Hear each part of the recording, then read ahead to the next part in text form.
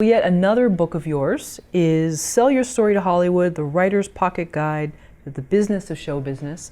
I know there's lots of great nuggets in there. Something I saw from the Amazon page, there are 4 things in order that I'm about to read that'll guarantee success.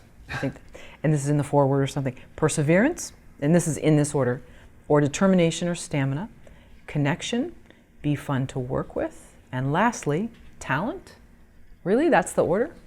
Yeah, that's definitely the order. I mean, actually, I've in my mind, I've added another one before talent, which is luck. Oh, okay. Luck is definitely important. But yeah, you can think about it. Some movies get made just because of perseverance. Somebody keeps persevering and they can get the movie made. And somebody can make a movie because they have connections. You know, Sofia Coppola, you know, she got to make a movie. She's got incredible connections, and many other people in Hollywood. And being fun to work with, that happens all the time. Movies get made because of that. But I've never really seen a movie get made just because of talent.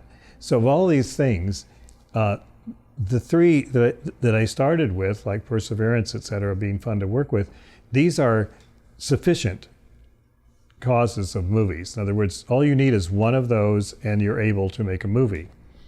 But talent is not sufficient. You have to have talent plus one of those other things to make a movie. And there's plenty of talent around.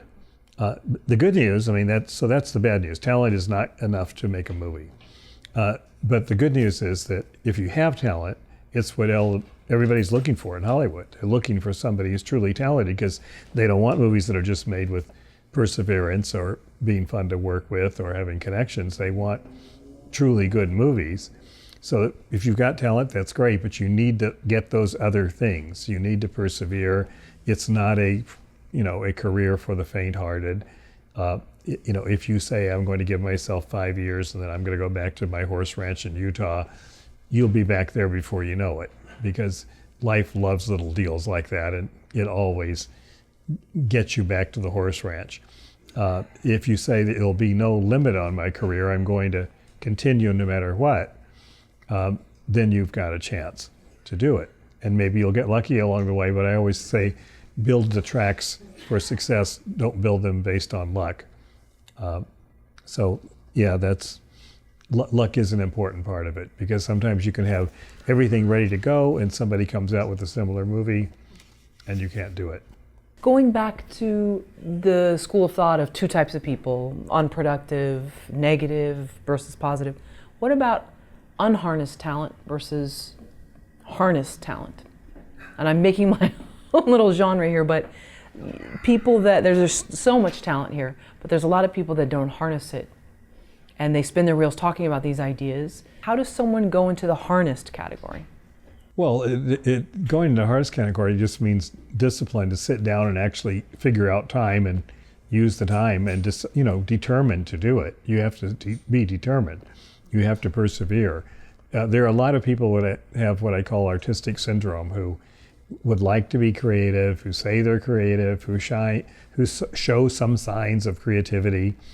But creativity is actually having finished a script, having finished a novel, and continuing to write another one while you're waiting for the reaction on the first one.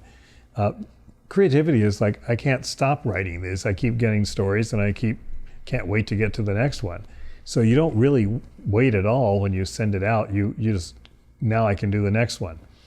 You keep writing. And that's somebody who's harnessing their talent. Unharnessed means when you've booby-trapped your talent by either not sitting down, being fear of failure, or whatever your reasons are, procrastination. Tony Robbins always says the best way to deal with procrastination is to just postpone it. There you go, yeah. You can do that later, but right now, get to work. So harnessed talent is all a matter of discipline and determination. Starts with determination, turns it into discipline. Discipline turns into work. Work is based on time allotted to it. As the ancient philosopher Hesiod said, if you put a little upon a little, soon it will become a lot. That's it. You do 5 pages a day. That's 60 pages, after 12 days, right? So it's just inevitable. It's the law of accumulating capital. And if people aren't doing that, then they're completely unharnessed. And the only person who can really harness a writer is himself. So nobody can harness for you. You can get a manager to help you with that. You can get a disciplinarian to help you with it. But at the end of the day, there are more ways to evade discipline than there are to impose it. That's the genius of humanity, right? Lastly, you said something about being called back to the horse ranch, giving yourself 5 years. Someone just commented on our channel the other day, and they had a very valid point about give yourself 3 years. They were referring to acting. And I agreed with a lot of their statements, but they said they gave up this acting pursuit and they should have done it sooner, and now they have a corporate job and things are much better for them. Should someone really put this, my argument was, well, what if they know they're never going to be sort of this corporate type? I mean, it takes a certain type to sit behind a desk or attend meetings and pretend like you really want to be there. Some people aren't cut out for that. And what if you know that about yourself? Should you really give yourself this time limit? What if you know that you're not cut out for the corporate world? Yeah, their point was give yourself 3 years max to come to LA or whatever, become an actor. You could insert writing. That's like saying, give yourself a year to go to Europe and get your wild oats out of your system before you settle down and get engaged or something. You know, if that's the way you're looking at it, then it will just be a 3-year lark. You know, it's not a career commitment. You know, there's a great moment in a movie called Burlesque. I don't know if you saw that movie, but it's Christina Aguilera is in it. And in one of the opening scenes in her little town, she goes to the bus station and she stands in front of the ticket window and she says, I want a ticket to LA. And he looks at her and goes, one way or round trip. And she goes, you got to be fucking kidding me. and it's the line in the movie that defines career commitment. You know, she's not going to go to LA and come back. She's going to LA, period. That's the end of the story. And that's why movies like that and La La Land, you know, put artists in tears, because they're true examples of true stories about what artists go through when they make decisions to give up things. And you know, I used to give a class at UCLA called Keeping Your Spirits Up for Creative People. And one day I was going around the circle on the first day of class, having people introduce themselves. They were mostly actors and actresses who signed up for it for obvious reasons.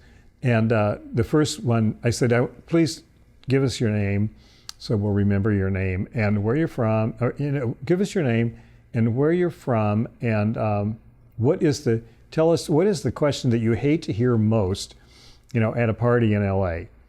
And so the first woman says, my name is Carol, and I'm from Detroit, and the question I hate to hear the most is, when are you going to go back to Detroit and work for the post office? And I said, and how do you react to that? She goes, usually by bursting into tears and running out of the room. I go, oh, okay, so we're going to work on that in this class. So I asked for next class, next person, my name is Alice, I'm from Southern California, and the question I hate to hear the most at parties is, what have you been in big lately that I've seen? And I said, and how do you react to that? She goes, I say the Pacific Ocean. So there's an example of a harnessed person and an unharnessed person, right? The harnessed person knows that she's going to get stupid questions from stupid people, insensitive people who aren't really thinking, and that there's nothing in the world that's going to stop that from happening. So she's going to protect herself by coming up with an answer beforehand, so she doesn't have to run out of the room and cry. And the other person is unharnessed because she goes out of the room and cries. She's the one that believes this artistry thing is some magic, you know, miracle that has to happen, and she doesn't understand it's mechanical. You know, first thing you have to do is protect your biggest asset, which is your brain. And if you haven't figured out how to do that, then don't go out in public yet, because people are not going to start suddenly being sensitive the moment you appear in public. They've never shown any sign of it in human history, right? Mm-hmm. I always love this. A a book I read years ago as a graduate student called "It Began in Babel: A History of the World," told with a sense of humor. And the epitaph of the book at the beginning is, when you really think about it, people on the whole are extremely stupid. And it's a carving on the walls of Nineveh, 3200 BC. And it's kind of comforting to read that, because you go, well, nothing's changed. Right. We're still there, we're still stupid, and that's part of the human comedy. But don't be stupid if it's your whole career at stake. You're the one who has to build use the tools to build a defense around yourself so you can continue your career. And people are not going to help you until they see that you've got that figured out. Then they'll help you. It's just the way they are.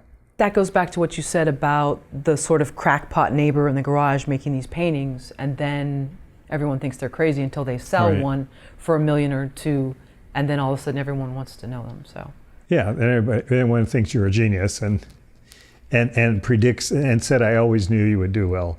Like my father told me I was an idiot when I became a professor. Like he didn't understand how I was going to make a living because I didn't sign up for pre-med. I signed up for classics in college. And 19 years later, when I told him I was leaving being a professor for, being a producer, he told me I was crazy, that how was I going to make a living? And 4 weeks later, he was on the set of one of my movies and said, this is great, keep doing this, So if you put a lot of truck on what other people think, you'll be a mess all your life. And one of the things I really hate to see is someone who is all about just pleasing people and will say whatever they need to say to please the people in front of them. And then, you realize they don't have a mind of their own. And that's too bad to lose your life, to spend your life without a mind of your own. A mind is a terrible thing to lose, as they say. And the writer is somebody, I think, who's exploited their mind to the max and taken, followed its lead into places that it would never have imagined they would go. And I think that's a heroic way of life. And the world needs more storytellers.